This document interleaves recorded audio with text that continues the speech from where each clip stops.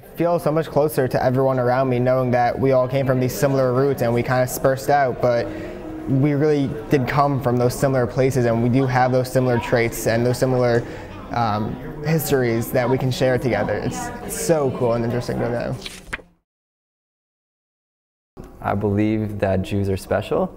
Yeah, I mean, it's pretty obvious. I mean, if you look at like the evidence, like if you're a scientist and you're like, hey, like 13 million people win like what, 50% of all scientific awards, I believe, a third of all Nobel Prizes. I mean, that's pretty off the charts right there. So, I mean, it's hard to compete with that. But yeah, it's pretty obvious we come from a special people who didn't give up our values, which means we have values and we stick to them, and have been really smart throughout the years.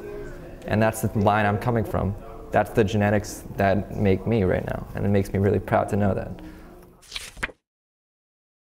I think it's important, especially for people that don't live in areas that are full of other Jews. Like for me, it was really nice to hear two of my friends here that I met in Israel originate from the same country originally as I do.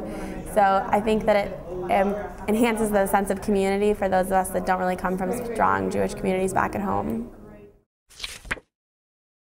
It makes me feel important. It makes me feel like I'm part of history, that the past, I'm connected with the past and thus connected with the future too. I have a place in time. Yeah, this whole institution's vital in the defense of the Jewish people and the state of Israel by keeping our history alive. I mean, that's how we've survived, is by looking back in the past, and that's how we will survive.